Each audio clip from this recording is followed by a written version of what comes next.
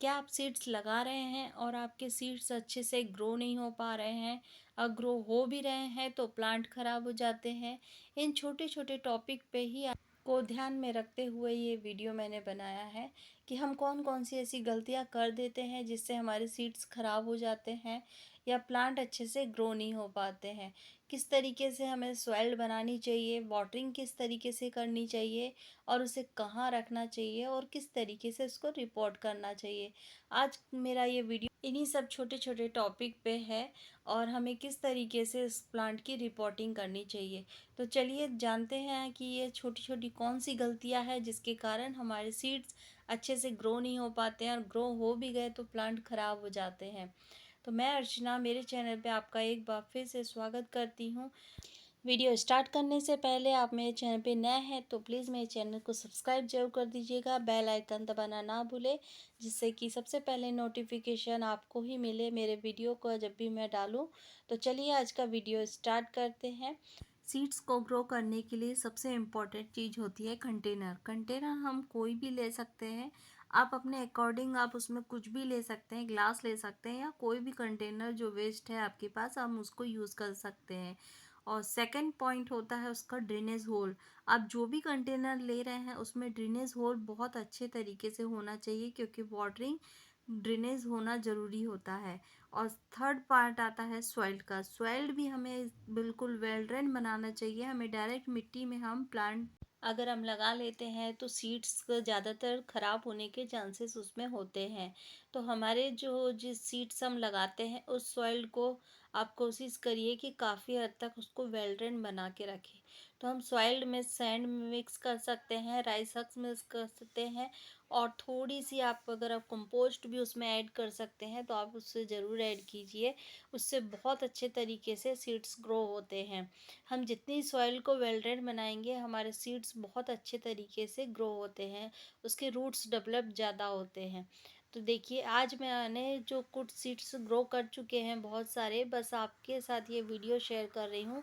ये कैलेंडुला के सीड्स है और इस सीड्स को मैं आपको लगा के आपको बताऊंगी कि ये किस तरीके से हम सीड्स को ग्रो कर सकते हैं। मैंने सारे सीड्स ग्रो कर दिए हैं, बस इस सीड्स को आपको ग्रो करके दिखाने के लिए सीड्स को रखे थे, और ये वीडियो में इस आपके साथ शेयर करूंगी कि हम सीड्स को किस तरीके से ग्रो कर सकते हैं। ये हम कुछ सीड्स ले लेंगे और उसे बिल्कुल अलग अलग एक डिवाइड करके, देखिए थोड़े थोड़े गैप में हम इस सीड्स को लगा के मतलब सॉइल में फैला लेंगे। जितना हम दूर दूर गैप में उसको सीड्स को लगाएंगे तो वो बहुत अच्छे तरीके से जो उसके प्लांट है डेवलप होंगे। तो हमें ये कोशिश करना है कि सीड्स को थोड़ा सा अलग अलग करके पूरे कंटेनर में अच्छे से फैला लेंगे, क्योंकि जितने गैप रहेगा तो हमारे प्लांट भी बहुत अच्छे तरीके से ग्रो करेंगे। बस सीड्स को फैलाने के बाद उसमें हम वही जो सॉइल हमने बनाई है उसी को हम हल्का हल्का ऊपर से सीड्स के ऊपर हम उसको फैला लेंगे। सारे सीड्स को सॉइल से कवर कर लेना है, हल्की हल्की सॉइल हमें सब सीड्स पे डाल देनी है और हल्की सी एक लेयर सॉइल की हमें बना देनी है। सॉइल को डालने के बाद हमें बस पानी का स्प्रे करना है। आप कोशिश करिए कि जब भी आप वाटरिंग करें तो आप स्प्रे से करें। और मैं स्प्रे का में जो वाटरिंग भरती हूँ, अभी तो रेनी सीज़न है तो मैं रेन का ही वाटर यूज़ करती हूँ। उससे क्या होता है, हमारे प्लांट बहुत अच्छे तरीके से डेवलप होते हैं। सीड्स को बहुत अच्छे से जो न्यूट्रिशन मिलना चाहिए वो मिल जाता है। क्योंकि मैं इसे ओपन में नहीं रखती हूँ, इसलिए इसको ड्रेन वाटर में इसमें डालती हूँ। ये देखिए कुछ सीड्स है, मैंने ये पहले से ग्रो करके रखे हैं, बहुत अच्छे तरीके से ग्रो कर रहे हैं।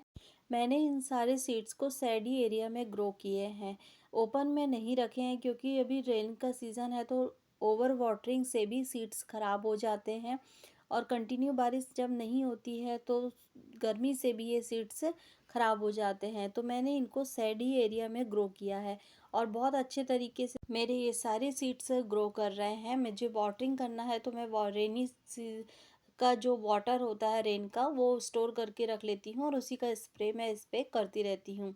ये देखिए मैंने कुछ ग्लासेस में भी सीड्स को ग्रो किए हैं। जीनिया के सीड्स है, डॉग प्लांट के सीड्स मैंने लगाए हैं, कोसमोस के सीड्स लगाए हैं, और कुछ तो मैंने वेजिटेबल्स के भी सीड्स लगाए हैं और बहुत अच्छे तरीके से ग्रो कर रहे हैं। कुछ सीड्स तो मैंने कोकोनट सेल में भी लगाए हैं। देखिए बहुत अच्छे तरीके से इसमें भी ये सीड्स बहुत अच्छे तरीके से ग्रो कर रहे हैं। हमें कोई भी जो भी सामान मेरे पास वेस्ट रहता है, मैं उसमें ही सीड्स ग्रो कर लेती हूँ या प्लांट लगा लेती हूँ। मेरे बहुत अच्छे तरीके से प्लांट्स ग्रो होते हैं। मैंने कुछ वेजिटेबल सीड्स भी ग्रो किए हैं और देखिए कितने अच्छे तरीके से ग्रो कर रहे हैं।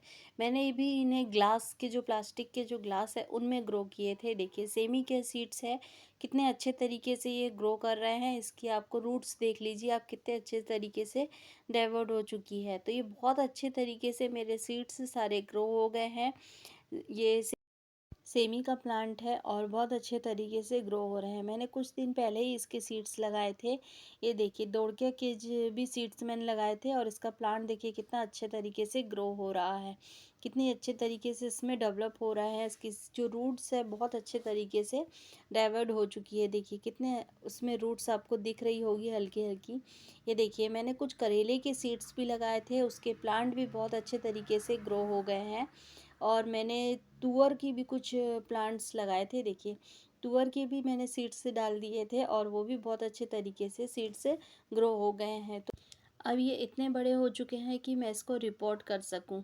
अब मैं इसको रिपोर्ट कर दूंगी क्योंकि अब ये प्लांट काफ़ी अच्छे तरीके से ये ग्रो कर चुके हैं। तो अब आपको मैं इसके जो प्लांट है, जो जितने मैंने सीड्स लगाए थे उनके जो प्लांट बन गए हैं उनको रिपोर्ट करके भी आपको दिखाऊंगी। अब इतने सारे सीड्स है तो इसको लगाने के लिए प्लांटर भी चाहिए। तो मैं प्लांटर की भी जो प्रॉब्लम है उसे भी सॉर्ट आउट करूँगी, क्योंकि मेरे पास इतने सारे सीड्स जो सीजनेबल जो प्लांट्स होते हैं उनको लगाने के लिए हमारे पास इतने सारे प्लांटर नहीं होते हैं। तो हम उसको किस तरीके से हम अपने गार्डन में लगा सकते हैं, तो चलिए देखते हैं। ये देखिए जो भी प्लांट मेरे ज़्यादा अच्छे तरीके से ग्रो हो गए हैं, जो बड़े हो चुके हैं, हम उन्हें पहले रिपोर्ट करेंगे और जो छोटे प्लांट होंगे हम उसे बाद में रिपोर्ट करेंगे। तो जो काफ़ी हद तक उनकी ग्रोथ हो चुकी है उस प्लांट को मैं पहले कनेक्ट करूँगी। ये देखिए कैलेंडुला के सीड्स हैं जो मैंने ग्रो किए थे, वो भी अब काफ़ी हद तक बड़े हो चुके हैं।